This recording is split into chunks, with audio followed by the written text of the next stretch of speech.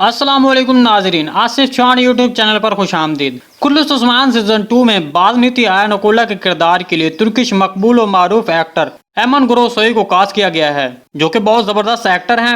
Ion ओकुला के किरदार को निभाने के लिए ये जबरदस्त चॉइस है। नाज़रीन, एमन ग्रोसोई ने तुर्की की बहुत ही सुपर डुपर हिट फिल्मों में काम किया है। ये एक्टर ही नहीं बल्कि इसके साथ साथ राइटर की खूबी भी रखते हैं। इसकी मशहूर और सुपर डुपर हिट होने वाली मूवीज सिबल में काम कर चुके हैं, जो कि बहुत थ्रिलर, जबरदस्त और सनसनीखेज मूवी है।